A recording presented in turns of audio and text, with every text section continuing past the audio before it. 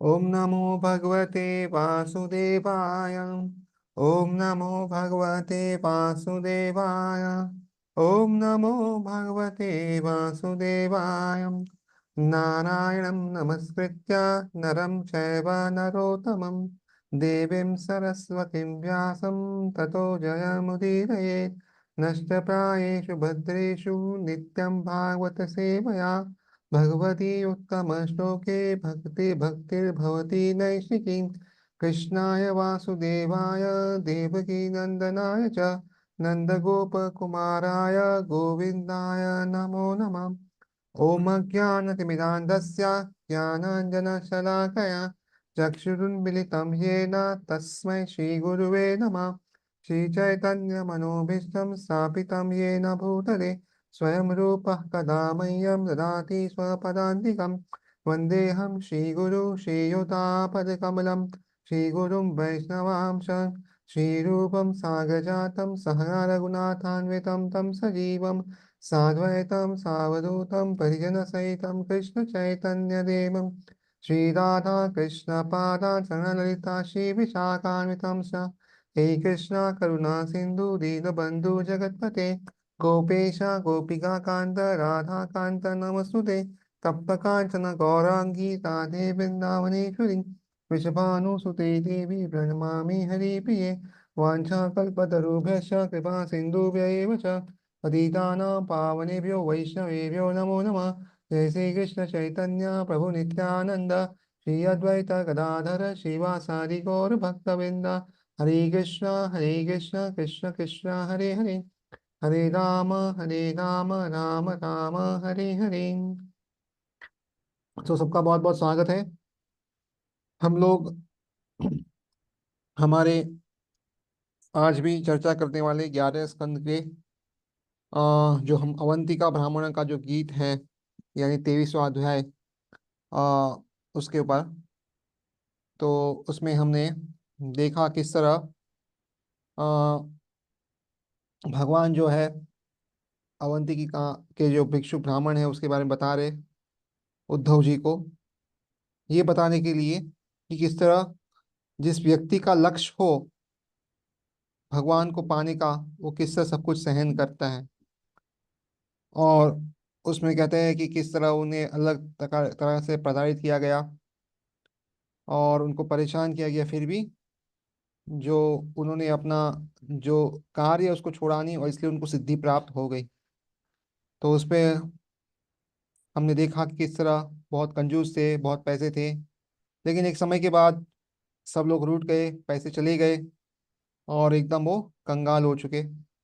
और तभी उनको उनका जो ज्ञान है वो प्रकट होता है, जो भक्ति की उन्होंने पहले कभी, तो उसका एक लेश मात्र जो एक्टिविटी या पुण्य जो रह गया तो उससे ज्ञान प्रकट होता है। और वो कहते हैं कि किस तरह धन के कारण बहुत सारी समस्या होती है और बहुत सारे दुर्गुण होते हैं, और किस तरह भाइयों में सब में झगड़े होते हैं पैसे के लिए, धन के लिए। और इसलिए ये मनुष्य जन्म जो मिला है उसका एक ही ध्येय होना चाहिए कि किस तरह जन्म मृत्यु के चक्कर से मुक्त हो जाए और ये धन संपत्ति पाके कुछ लाभ नहीं है। और उसके बाद आगे देखते हैं कि किस तरह वो कहते हैं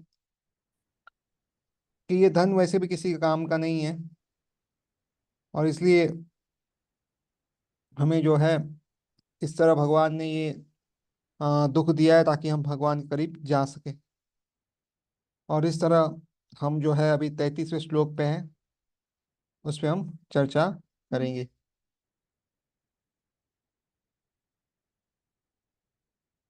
तम वै प्रवयसं भिक्षुम अवधूतम असज्जना दृष्ट्वा पर्यभवं भद्र भवद्भिः परिभूतिभिः।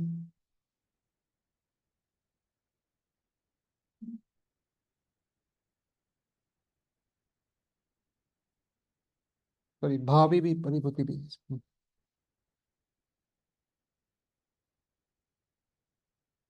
तो कहते हैं कि हे दयालु उद्धव, उस वृद्ध को मलिन भिखारी के रूप में देखकर उद्यमी व्यक्ति अनेक प्रकार से उसे अपमानित करने लगे। तो अभी का जो आगे के श्लोक है हमारे लिए बहुत ही महत्वपूर्ण है, कि किस तरह उसे अपमानित किया गया। और ये हम अपने जीवन में देख सकते हैं कि हम कभी अपमानित हुए थे, तो क्या हमारे साथ इतना कुछ हुआ था कि हम इतने व्याकुल हो उठे और हमें लगा कि हमारा इतना अपमान हुआ। तो इसमें लिखते हैं आगे, केचित् त्रिवेणुं जगृहुर् एके पात्रं कमण्डलुं पीतं चैका एक सूत्रं च कंठां चिराणि केचन प्रदाय च पुनस्तानि दर्शितानि आददुर्मुने। तो लिखते हैं 35वें श्लोक में कि जब वह भिक्षा द्वारा, हाँ नहीं सॉरी ये 34वां श्लोक है, हाँ चलो, इसमें से कुछ लोग तो उसका सन्यासी दंड छीन लेते, और कुछ उसके जल पात्र को, जिसे वह भिक्षु पात्र के रूप में, भिक्षा पात्र के रूप में काम ले रहा था, कोई उसका मृग चर्म आसन, तो कोई उसका जपमाला ले लेता, और कोई उसकी फटी पुरानी आ, गुड़गी चुरा लेता। हम्म, हाँ गुड़गी मतलब कपड़े लग रहे, गुडगी, गुड गुडगी। वे इन वस्तुओं को उसे दिखा दिखा कर वापस करने का दिखावा करते, किंतु उन्हें पुनः छिपा देते। तो देखो, इस व्यक्ति के पास कुछ है नहीं ज्यादा, डंडा है सन्यासी का, अपना कमंडलू है, एक वो भिक्षु पात्र है, एक आसन है बैठने का, यहाँ चमड़ी है। तो एक्चुअली डियर स्किन रखते थे, बिकॉज उससे क्या होता है, कीड़े मकोड़े नहीं आएंगे और नीचे कुछ जानवर नहीं आएंगे, बिकॉज बैठना है नीचे जमीन और जहाँ जंगल में है, तो इसलिए उस पर बैठते थे। वो भी कोई मरे हुए डियर का ये लेते थे, उसे मारते नहीं थे।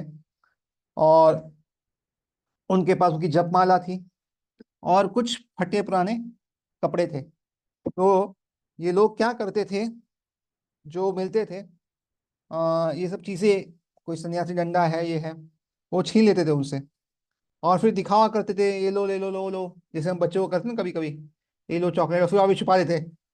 तो वैसे इसके साथ करते थे। तो अगर हमारे साथ करे तो हम तो गुस्से में लाल बगुला हो जाएंगे, लेकिन यहाँ पे देखो इन्होंने कुछ नहीं किया।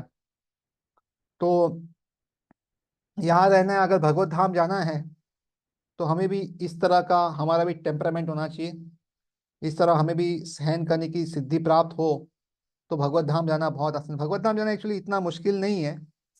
समस्या ये है कि हम तैयार नहीं उतने उसके जाने के लिए, भगवान रेडी है लेने के लिए, हम तैयार नहीं। क्यों, भगवान ने तो भागवत में लिख दिया है, आप एक के बाद एक कहानी सुनेंगे तो भगवान ने लिख दिया है कौन जा सकता है।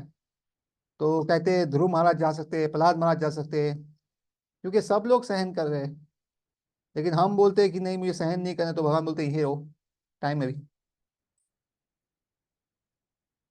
आगे, अन्नं च भैक्ष्य संपन्नं भुञ्जानस्य शरीरतते मुत्रयन्ति च पापिष्ठा स्तिवन्ति अस्य च मूर्धनि।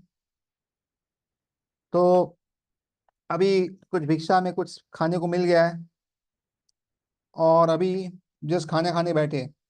जब वो भिक्षा द्वारा एकत्र किए गए भोजन को खाने के लिए नदी के तट पर बैठता, तो ऐसे पापी धृत आकर उस पर पेशाब कर देते, और उसके सर पर थूकने का दुस्साहस करते। अभी हमारे साथ तो कभी ऐसा नहीं हुआ होगा, अगर होगा तो हम लगता है बहुत लोग सुसाइड कर लेंगे। इतना सहन नहीं कर सकते।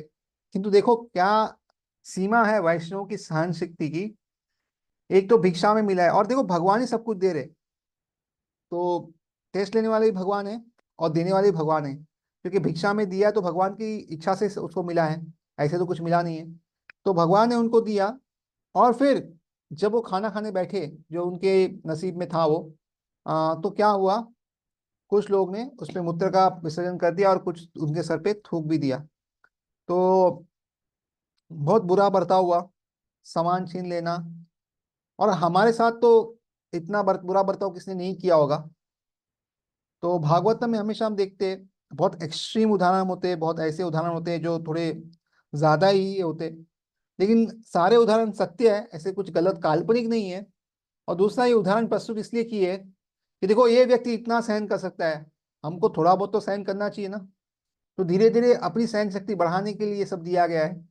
और दूसरा ये भी दिया गया है कि देखो, जो व्यक्ति सहनशील नहीं होता, वो व्यक्ति भगवत धाम जाने की उसकी जो है आ, काबिलियत नहीं है, ऐसा बता रहे। क्योंकि अगर भगवत धाम जाना है तो सहनशील होना ही चाहिए।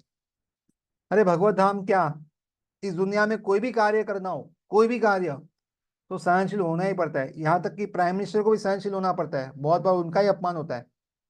हम वो देखते हैं दिन रात बहुत लोग उनका अपमान करते हैं, कोई भी वो निर्णय ले, दोनों बाजू होती है, कोई सपोर्ट करता है कोई अपमान करता है। और कितनी गाली कितना कुछ खाना पड़ता है, तो हम तो साधारण व्यक्ति हैं, हमारे साथ क्यों नहीं होगा, पक्का होगा। तो इसलिए यहाँ पे ये बताया जा रहा है।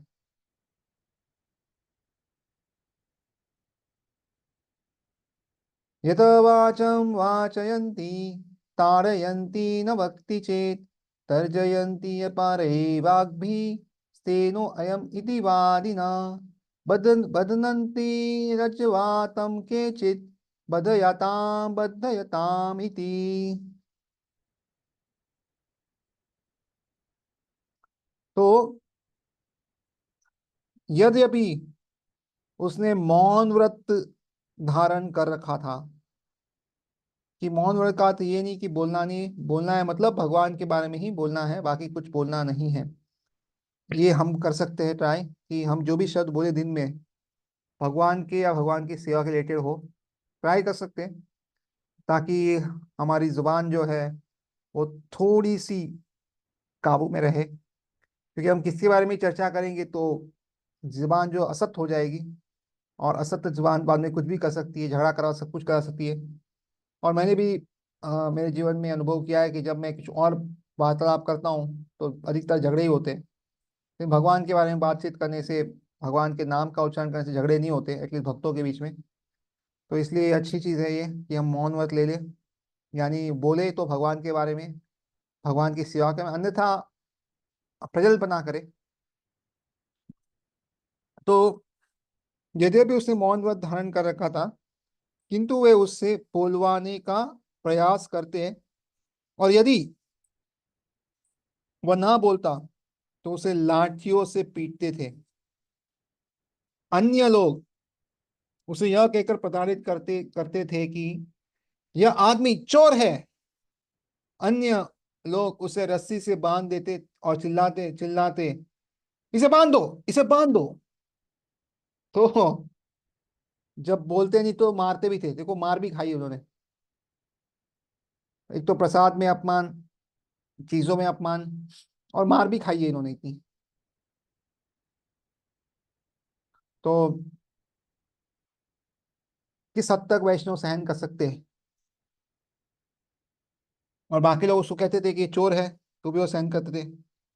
और बाकी लोग चिल्लाते इसको बांध दो, तो बंधे हुए रहते थे वो। बहुत बार उसको बांध देते थे यहाँ वहाँ, तो वैसे ही रहते थे वो जब तक कोई छोड़े नहीं या कुछ निकले नहीं। तो इस तरह वो रहते थे।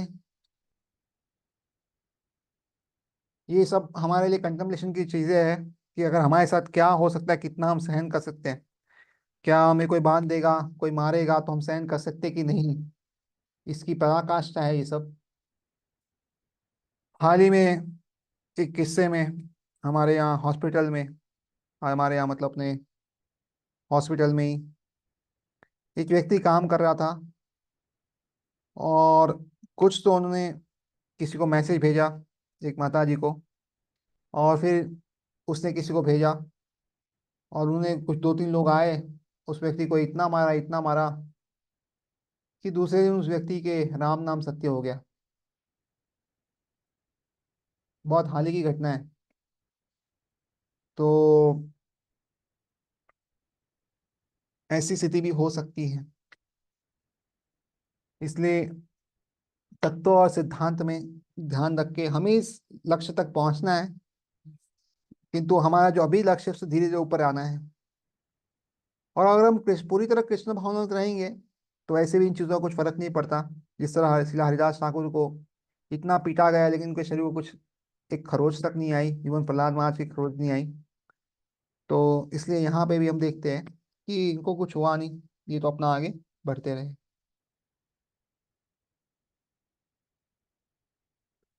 क्षिपन्ति कवचानन्त एषि धर्मध्वज सत क्षीणवित्त इमां वृत्तिम् अग्रहित्स्व जनोजित।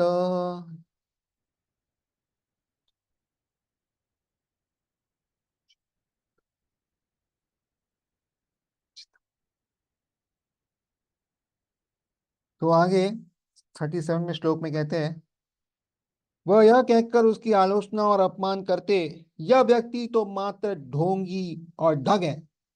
कभी कभी भक्तों को ही बोलते हैं, भक्ति करने का नाटक कर रहा है, ये कौन सा भक्त है, इसके आचरण देखो, बोल चाल देखो, ये भक्त है क्या? कोई एंगल से भक्त नहीं है। इस बार हमें भी बहुत बार सुनना पड़ता है, हम सुनते हैं तो तभी सहन कर सकते कि नहीं, वो इम्पोर्टेंट है।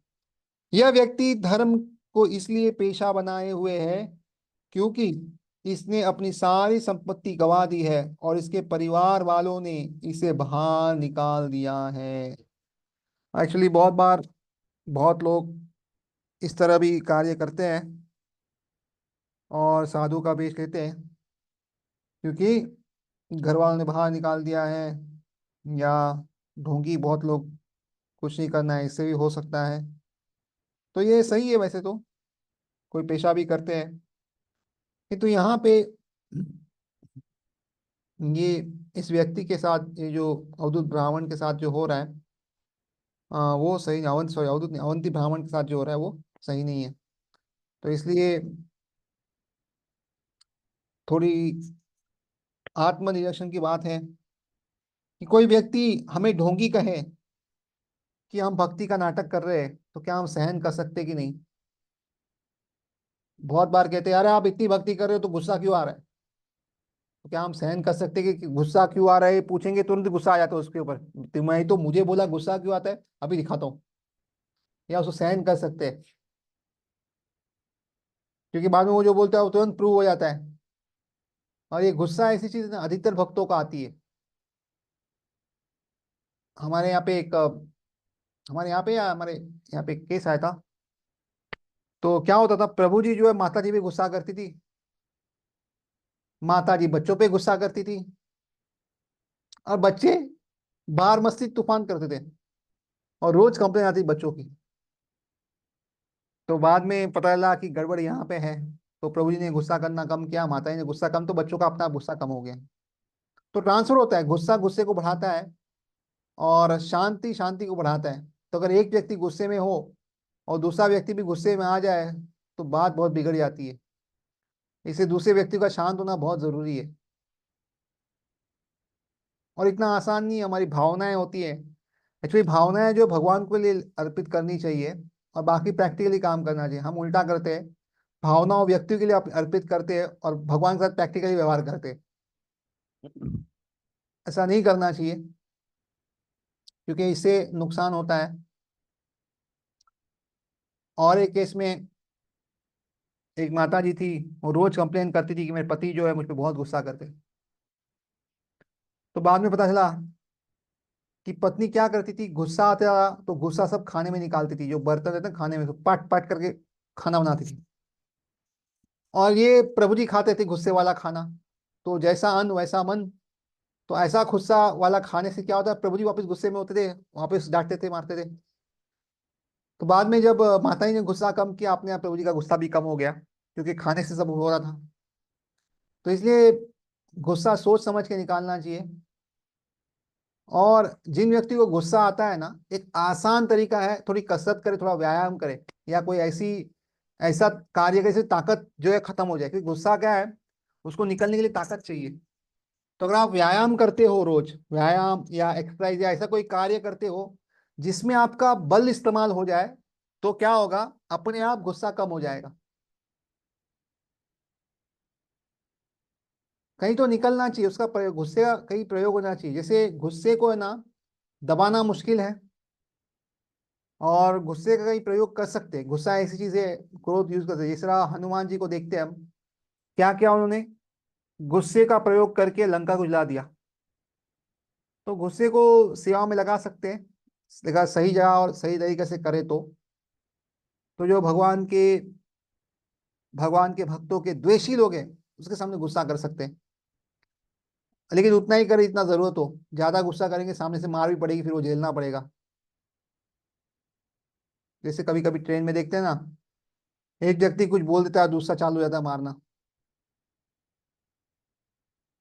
तो इसलिए बहुत समझदारी से अ, गुस्से को ये करना चाहिए, शांत करना चाहिए, या क्या उसका हाल है वो ढूंढ सकते हैं।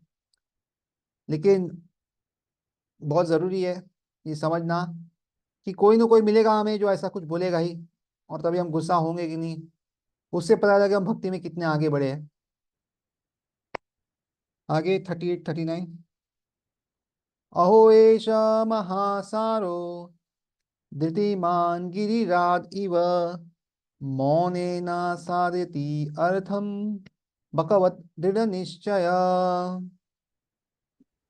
इति एकमिह सन्ति येनम् एक दुर्वातयन्ति च तं बभु बब तं बभु तं बबन्धुर्निरुद्धो निरुद्धो यथा क्रीडनकं द्विजम्। तो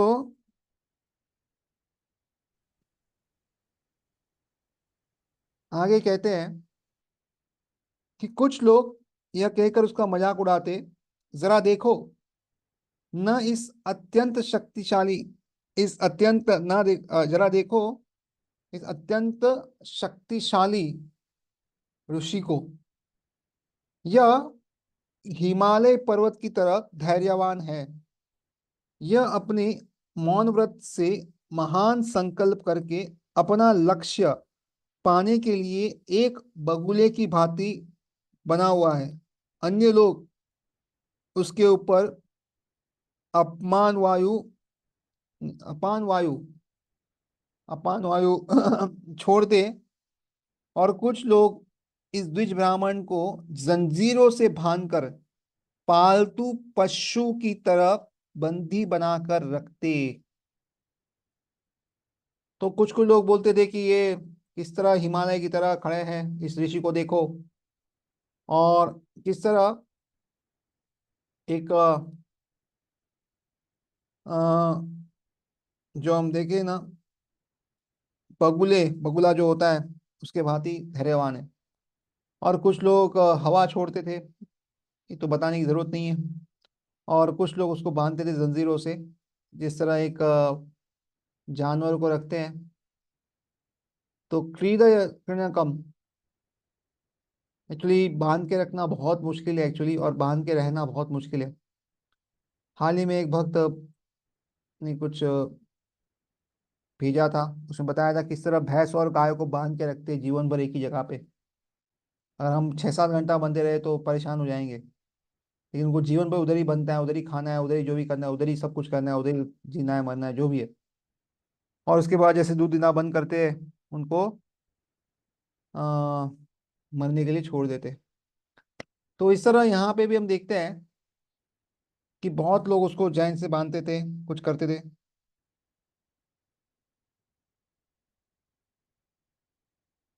और उसके साथ इस तरह व्यवहार करते थे। तो अभी ये सबका उत्तर, अभी इतना सब उनके साथ हुआ, किस तरह ब्राह्मण इसको समझते थे और किस तरह सहन करते थे। अगला श्लोक जो है बहुत महत्वपूर्ण है, 40वां जो श्लोक है, क्योंकि 39 तक हमने देखा कि कैसा उनके साथ होता था।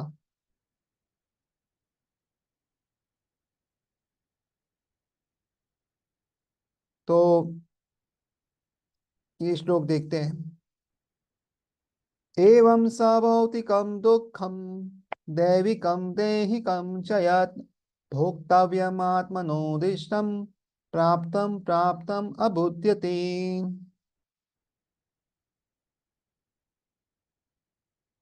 अबुध्यत सो ये श्लोक याद कर सकते हैं, अगर याद करने की इच्छा हो तो बहुत अच्छा है ये श्लोक।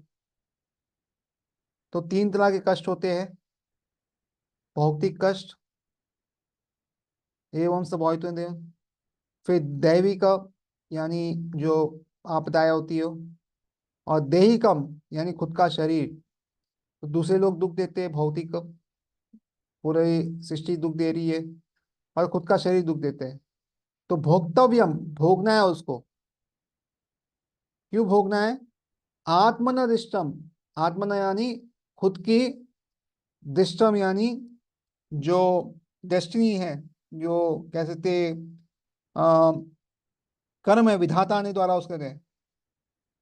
तो प्राप्तम प्राप्तम, प्राप्तम यानी जो मिला है, जो कुछ तो मिलता है। अभुद्यते, अभुद्य मतलब समझना, बुद्धि, उसको समझ गया है कि जो भी मैं भुगत रहा हूं वो मेरे ही पूर्व कर्मों के नतीजे है। तो हमारे जीवन में जो भी होता है वो केवल और केवल हमारे ही पूर्व जन्म के समस्या का हो रहा है। इसके अलावा ऐसा हो ही नहीं सकता कि हमारे जीवन में कुछ प्रॉब्लम हो, क्योंकि जो भी प्रॉब्लम होता है हमारे जीवन में, उसका एकमात्र और एकमात्र इसका प्रॉब्लम यही है कि हमारे पूर्वजन्म का हिस्सा है, और उसी तरह उसको सहन करना है, नहीं तो और कोई तरीका नहीं है। अगर हम ये समझेंगे कि ये हमारे साथ अन्याय हो रहा है, तो ये समझ ले इस दुनिया में किसी के साथ भी एक्स्ट्रा दुख या एक्स्ट्रा सुख नहीं मिलेगा अगर उसके कर्म में नहीं है। तो जो भी हमारे साथ हो रहा है हमारे पूर्व जन्म के संचित कर्म है, और उस हिसाब से ही हमें कुछ चीजें मिलती है। जो दुख हमें मिलता है वो बाजू वाले को नहीं मिलता, और जो बाजू वाले को दुख मिलता है हमें नहीं मिलता। तो इसलिए हर किसी का भगवान ने बराबर बंदोबस्त करके भेजा है, और सहन करने के अलावा दूसरा कोई तरीका नहीं है। सहन करने का अर्थ ये नहीं है कि हम कोई उस पर एक्शन ना ले या कोई कार्य ना करें। सहन करने का अर्थ ये है कि जो भी कार्य हम करें, इस समझ के साथ करें कि हमारे साथ जो भी हुआ है वो भगवान की इच्छा या सुकृति से हुआ है, और उसके बाद जो उचित चीज है वो कर सकते हैं। जिस तरह अगर घर में चोरी हो तो हम समझ सकते हैं कि भगवान की इच्छा है इसलिए हुआ है, लेकिन उसके बाद पुलिस में जाके कंप्लेन कर सकते हैं कि चोरी हुई, कुछ करो।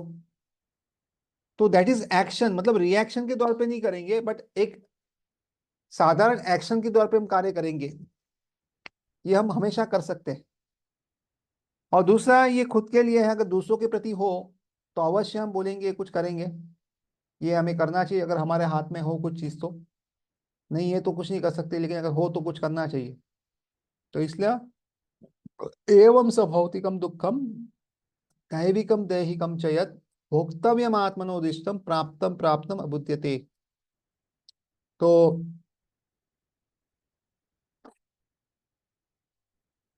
बहुत ही आता है, वो ब्राह्मण समझ गया कि उसका सारा कष्ट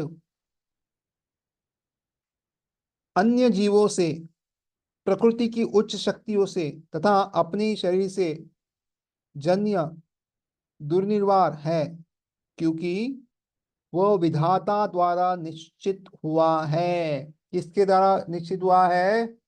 विधाता।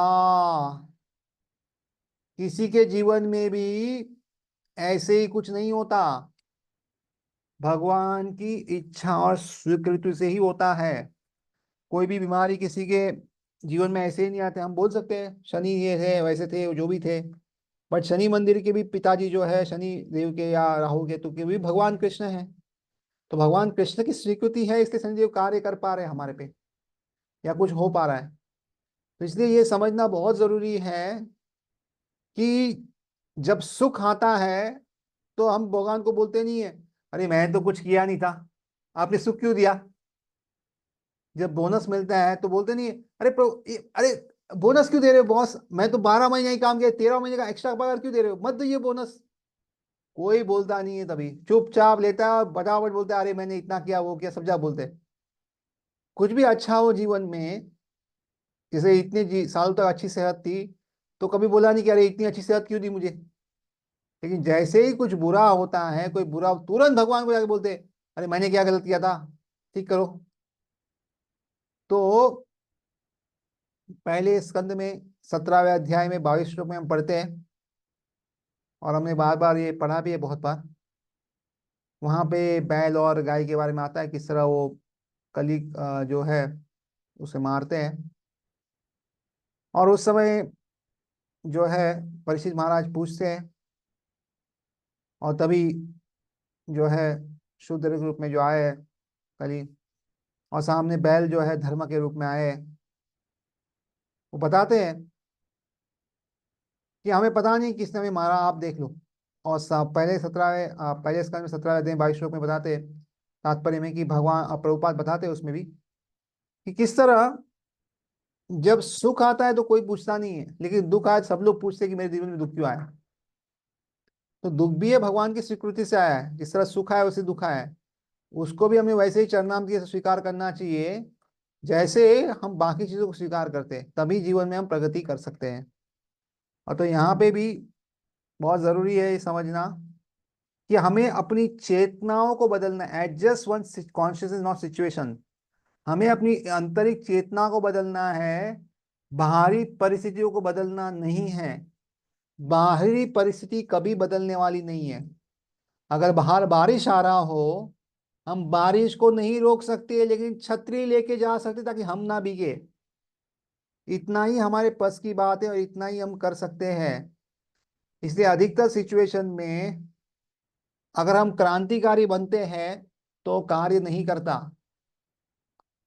अधिकतर चीजों में कहते हैं कि दुनिया खराब है, सब लोग ऐसे हैं, भक्त ऐसे हैं। ठीक है, जैसा है वैसे ही रहने वाला, उसमें कोई परिवर्तन नहीं आने वाला ज्यादा। परिवर्तन कहाँ आना है? हमारी चेतना में आना है, ताकि हम जो है उस परिस्थिति में भी हमारी भक्ति कर सके। हमें खुद को बचाना है ताकि हम भक्ति आराम से कर सके, ताकि हमारी चेतना अच्छी रह सके। क्योंकि प्रभुपाद तो कहते ही है कि ये दुनिया जो है अच्छे लोग के लिए बनाई नहीं है। जल्दी से अपना काम करो, यहाँ निकल जाओ, यहाँ पे रहने की जरूरत नहीं है। प्रभुपाद कहते हैं दुनिया हमारी घर नहीं है। हमारा असली घर जो आध्यात्मिक घर जो है वो तो गोलोक वृंदावन धाम है, कृष्ण भगवान के यहाँ पे है। वो तो हमने कुछ बगावत कर दी इसलिए यहाँ आ गए, और हमें वापस वहां जाना है। तो इसलिए ऐसा अपेक्षा रखना कि यहाँ पे सुख मिलेगा, यहाँ पे सब हमारी बात सुनेंगे, यहाँ पे कुछ होने वाला है अच्छा, ये केवल और केवल एक स्वप्न है। सपने से रात को देखते हैं ना, सुबह जब हकीकत होती है तो सब दिखता गायब हो जाता है। तो ये सब सोचना स्वप्न है, इस सपने से बाहर आना चाहिए। हम होंगे कामयाब एक दिन जब भगवत धाम जाएंगे, इस दुनिया में कामयाब नहीं होने वाले। कोई ना कोई समस्या रहेगी रहेगी। अगर हाथ दुखना बंद हो गया तो पैर दुखना चालू हो जाएगा, पैर दुखना बंद हुआ सर दुखना चालू होगा, कुछ ना कुछ तो होगा ही। उससे बच नहीं सकते। किंतु अगर हम रोज जप करते हैं, भागवतम भगवता सुनते हैं, पढ़ते हैं, तो वो हमारा सुरक्षा कवच बन सकता है, जिससे हम हमें असर इतना नहीं होगा जितना बाकी लोग को हो रहा है। तो उतना ही हम कर सकते हैं और उतना ही करना चाहिए। Adjust once consciousness not situations, ये इसका पूरा ये है। अपनी परिस्थिति को बदलो, अपनी सोच को बदलो। दुनिया को बदलने का प्रयत्न करना समय की बर्बादी है। उसमें ना तो हमें सक्सेस मिलने वाला है, ना ही सिद्धि मिलने वाली है, और ना ही कुछ परिवर्तन होने वाला है। और हमारे पास बहुत कम समय है, बहुत कम समय है। इसलिए हमें चयन करना चाहिए कौन से युद्ध लड़ने वाले हैं हम जीवन में और कौन सा नहीं लड़ेंगे। हर युद्ध हम नहीं लड़ सकते, और हर एक युद्ध के लिए हमारे पास समय भी नहीं है। तो हमें चयन करना चाहिए कि क्या हम करने वाले हैं। अगर आप सारे भागवतम में देखेंगे, एक कॉमन थीम दिखती है। जब जब समस्या आती है, जब जब प्रॉब्लम आती है, कोई भक्त भी खुद का बल का सहारा नहीं लेता, किंतु भगवान पे पूर्ण आश्रित है। हम देखते अम्बरीश महाराज इतने बड़े राजा होके, जब दुर्वासा मुनि जो है उस पे राक्षस को छोड़ते हैं, वो केवल हाथ जोड़ के खड़े रहते हैं, ना तो शस्त्र उठाते हैं, ना ही किसी और को कहते कि कुछ करो, बस ऐसे ही खड़े थे, भगवान पे आश्रित रहते हैं।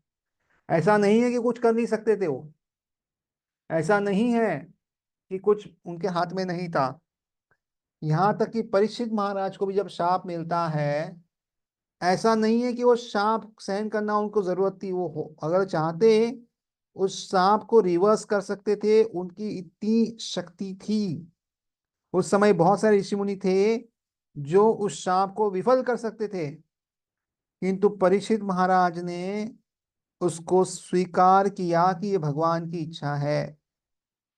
और इसलिए ये हमेशा याद रहे कि हमारा रिएक्शन जो भी हो, हम जो भी करें, पहली चीज एटलीस्ट ये स्वीकृति आनी चाहिए कि ये भगवान की इच्छा से हमारे जीवन में हो रहा है।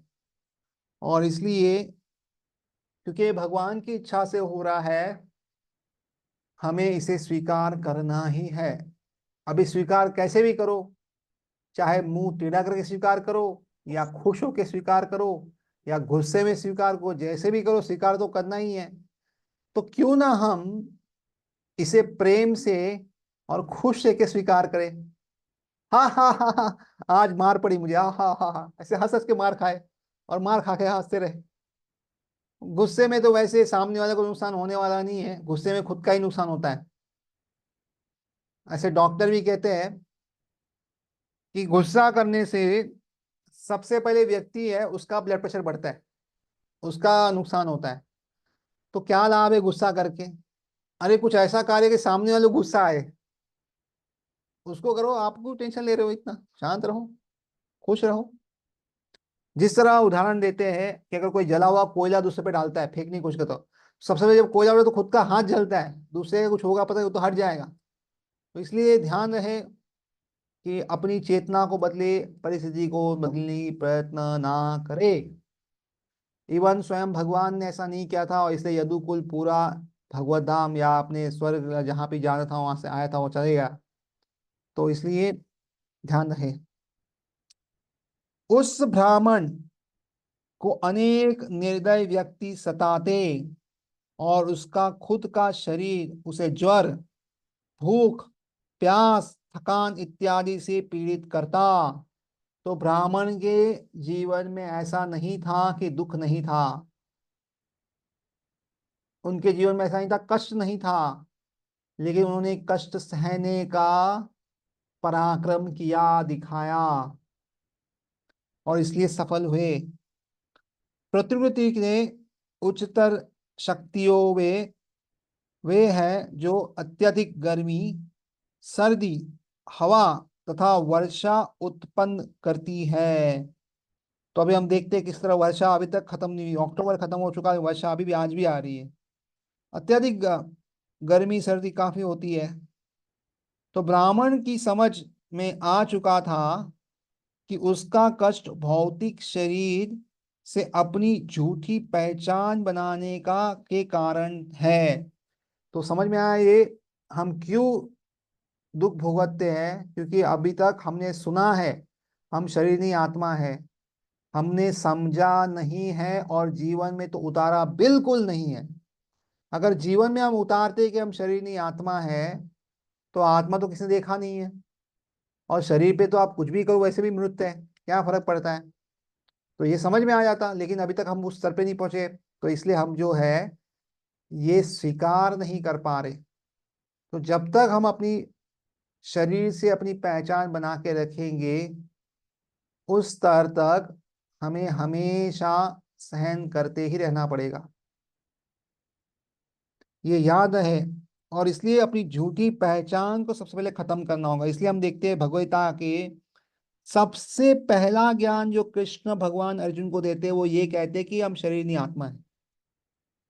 और उतना ही अगर समझ ले अच्छे से तो भी बहुत बड़ी विजय हो जाती है, भक्ति में बहुत जल्दी तेजी से बढ़ सकते हैं। और इसलिए इस पे ध्यान रखें। तो कहते हैं बाह्य घटना और उसका शरीर का अन्योन्य क्रिया के कारण नहीं है। तो बाहर जो कार्य हो रहा है उसके कारण उसको दुख नहीं हो रहा, लेकिन उसकी शरीर के साथ गलत पहचान से हो रहा है। तो वह बाह्य स्थिति से तालमेल बैठाने का प्रयास के बजाय कृष्ण भावना में तालमेल बैठाने का प्रयास कर रहा था, और इस तरह सनातन आत्मा के रूप में अपनी असली पहचान को अनुभव करना चाह रहा था। तो सिचुएशन को एडजस्ट करना, चलो घर को बदलते हैं, चलो हॉस्पिटल को बदलते हैं, चलो व्यक्ति को बदलते हैं, ये सारी चीजें उन्होंने छोड़ के भगवान की प्रेममय भक्ति को आगे बढ़ाने का प्रयत्न किया, जिससे वो आगे सही में तरीके से उसको सुलझा सके।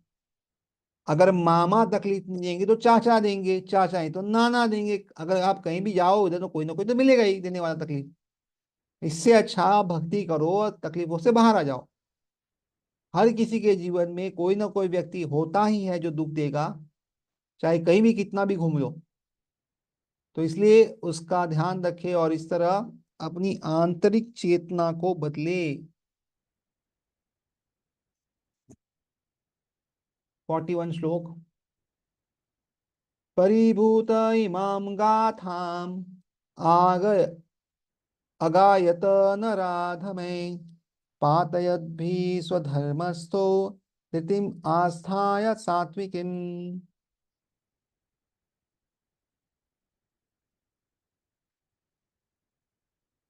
इन निम्न कोटि के व्यक्तियों द्वारा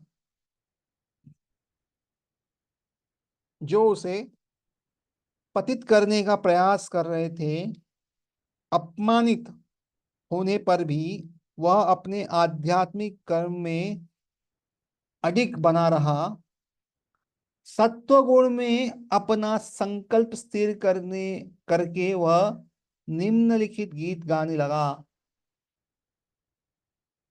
तो जब इस तरह उनका अपमान हो रहा था, तभी भी वो अपनी आध्यात्मिक चीजों में, अपनी आध्यात्मिक ड्यूटीज में स्थिर थे। तो इसलिए कुछ भी हो जाए भक्ति में स्थिर रहे। कभी कभी हम देखते हैं कुछ माता जी प्रभु जी थोड़ा गड़बड़ हो गया तो माला बाजू में रख देते, सबसे पहले माला बाजू में रखते, कुछ दिनों तक माला करेंगे ही नहीं। सबसे बड़ी मूर्खता है। जिससे शक्ति मिलनी है उसको बाजू में रख दिया, और जिसे शक्ति नहीं मिली उसके बारे में सोच रहे बार बार। ये ऐसा हो गया, जब बीमार पड़े दवाई लेने की जगह पे जहर पी रहे, और फिर कह रहे अरे इतने दिन हो गए ठीक क्यों नहीं। अरे ठीक कैसे हो गए, अबे दवाई पियो, भगवान के नाम का अमृत पियो, जहर नहीं। और जहर पीने में इतना आनंद आता है, 10 लोग को बोलते अरे इसने जहर पिला, अरे जहर पिलाया तो ठीक है, आप लोग किसने बोला जहर पीने के लिए? किसने बोला आपको?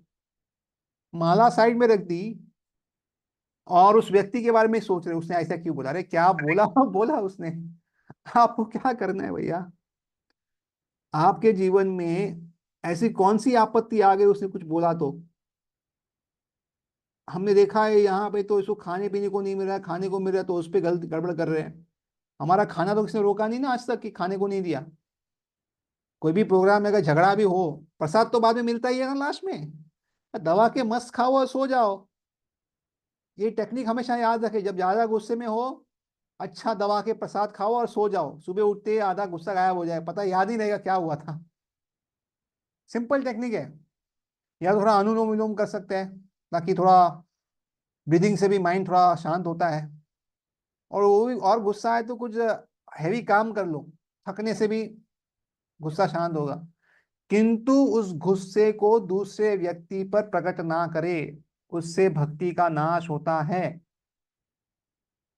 तो ये ऐसा हो गया कि हम लाखों रुपए कमा रहे हैं, लेकिन ईएमआई कम नहीं हो रहा, लोन बढ़ रहा है।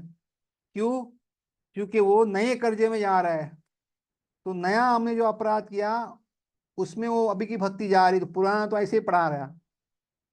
तो इसलिए बचे उससे और आगे बढ़े। और ये कब होता है देखो, इसमें बहुत अच्छी चीज बताई है। Fixing is illusion the mode of goodness. जब तक हमारा संकल्प सत्व गुण में नहीं है वो स्थिर नहीं हो सकता। भक्ति जब तक हम सत्वगुण में नहीं करेंगे स्थिर नहीं रह सकती। रजोगुण तमोगुणी भक्ति मतलब अस्थिरता है। कभी सुबह माला किया, कभी दोपहर को किया, कभी रात को किया, कभी नहीं किया, कभी सोते हुए किया, कभी जागते हुए किया, कभी खाते हुए किया, कभी ट्रेन में किया, कभी बस में किया, कभी यहाँ किया। अस्थिर जब है ये।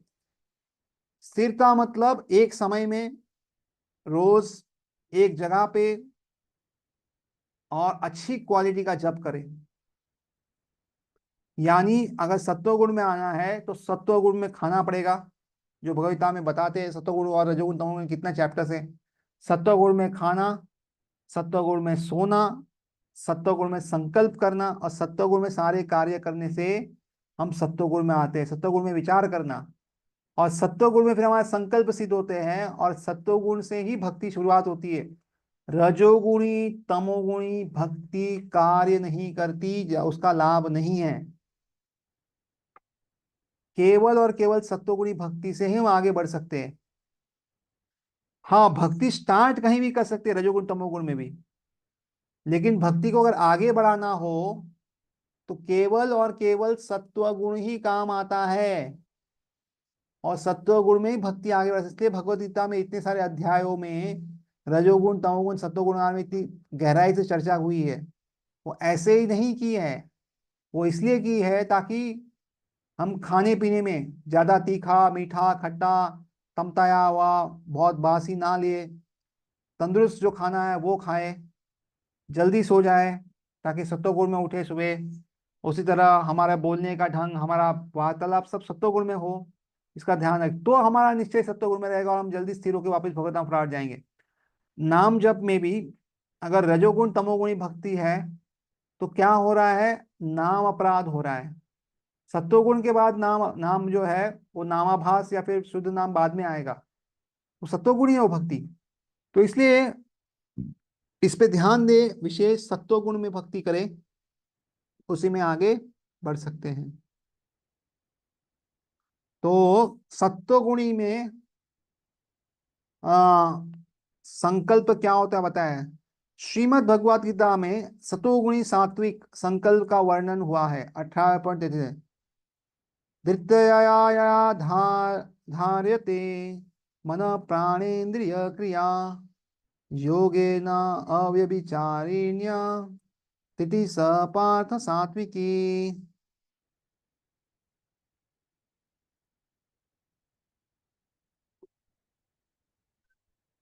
कहते हैं हे पित पृथा पुत्र, जो धारणा अधम्म है, तोड़ नहीं सकते। एक बार लिया 16 माला करूंगा मतलब करूंगा, जा प्राण जाए पर वचन ना जाए, बस खत्म, अनब्रेकेबल। और उसके बाद क्या है, जिसे योगाभ्यास द्वारा अचल रहकर धारण किया जाता है। तो रोज जो उस पर प्रैक्टिस कर करके उसको एकदम तड़ा बना दो। और बाद में क्या, और जो जिस प्रकार मन प्राण तथा इंद्रियों के कार्यकलाप को वश में रखती है वह धृति सात्विक है। तो एकदम अनब्रेकेबल होना चाहिए, रोज उसको करो, और मन जीवन और इंद्रियों काबू में करके होना चाहिए, तो फिर वो सत्वगुणी भक्ति है। और इसी को हम आगे बढ़ा सकते हैं, सत्वगुण में ऐसा कार्य होना चाहिए।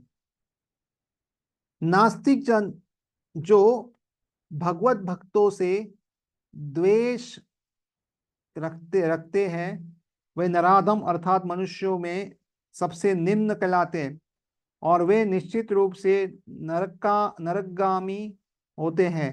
वे सभी उपायों से श्री भगवान की भक्ति में बाधा डालते हैं, कभी प्रत्यक्ष आघात करके तो कभी उपहास करके। किंतु भक्तगण सहिष्णु बने रहे, भक्तगण सहिष्णु बने रहे और सात्विक संकल्प बनाए रखे, बनाए रखते हैं। श्री रूप गोस्वामी श्री उपदेश स्वामी एक में कहा है, तो हमें सहन करना है और सत्व में क्या कहा है, वाचो वेगम मनसा क्रोध वेगम जिह्वा वेगमुदृपस्थ वेगम एतानेगान यो विशिष्ट धीरा सर्वामपि मां पृथ्वीं च शिष्यान्। जो गंभीर व्यक्ति, तो पहले तो गंभीर होना पड़ेगा भक्ति में, तो पहले गंभीर नहीं है तो ये कर नहीं पाएंगे। गंभीर व्यक्ति, बोलने की आंतरिक इच्छा, हर किसी को बोलना है। मन की मांगो, मन में बहुत सारी मांगे हैं। क्रोध के कार्यों, क्रोध भी आता है। तथा जीभ, पेट तथा जनेंद्रियों के आवेगों को सहा सकता है। देखो सहना लिखा है, इसका मतलब ये आवेग नहीं होंगे ऐसा लिखा नहीं है। आवेग अवश्य आएंगे, लेकिन उन आवेगों पे हमें कार्य नहीं करना है, लेकिन उनको सहन करना है। वह विश्व भर में शिष्य बनाने के लिए सुपात्र है। तो ये डिमांड तो हमेशा रहेगी, लेकिन इसको इस तरह सहन करना है कि ये हमें हमारी भक्ति में बाधा ना डाले। बोलने की इच्छा रहेगी, भगवान के आने बोलिए, भक्ति के आने बोलिए। मन की इच्छा रहेगी, मन को भगवान के चरणों में लगाइए। गुस्सा आएगा, गुस्सों के भक्तों और भगवान के जो द्वेषी उस पर लगा दिए। उसी तरह भगवान का प्रसाद खाइए, भगवान का नाम लीजिए, और जैसे ही टंग काबे में हुई, तो ये तो एक ही लाइन में है, बैली और सब, तो उसको ये करिए और कृष्ण भगवान प्रजात की उत्पत्ति करिए, और इस तरह पूरी दुनिया में शिष्य बना सकते हैं। ये केवल पूरी दुनिया में शिष्य बनाने के लिए नहीं है, खुद भी अच्छा शिष्य बनाने के लिए बहुत जरूरी है।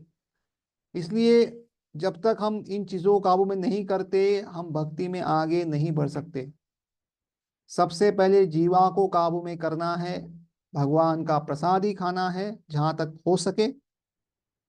एक आध बार यहाँ वहाँ ठीक है, अगर बहुत ज्यादा समस्या है तो, किंतु जितना स्ट्रिक्टली फॉलो करेंगे उतना लाभ है, जितना नहीं फॉलो करेंगे उतना नुकसान भी है। तो खुद कर ले चयन। एटलीस्ट जीवा से तो भगवान का नाम कहीं भी ले ही सकते हैं। अगर कभी कभी प्रसाद खाने में कभी कभी बाहर जाए और जैन फूड या कुछ खाना पड़े, तो एटलीस्ट भगवान का नाम उच्चारण करते रहे, तो उसका जो ये वो तो लगेगा नहीं, कम से कम उतना तो कर ही सकते। अगर ये नहीं कर सकते तो, और जहां तक हो सके भगवान का प्रसाद ही खाए, बेस्ट है। But in case of emergency, in case of some high difficulty, मतलब हर चीज को इमरजेंसी नहीं बनाना। पहली बात तो कि अरे प्रभु जी बोला से छूट मिल गई, नहीं। बट कभी कभार इमरजेंसी हो सकती है, तो उस समय ठीक है। अदरवाइज इस रूल को जितना अच्छे से फॉलो करेंगे, भक्ति में प्रगति बहुत फास्ट होगी, नहीं तो समय लगेगा। तो आई थिंक मैं यहाँ पे विराम देता हूँ। सबका बहुत बहुत धन्यवाद। हरे कृष्णा।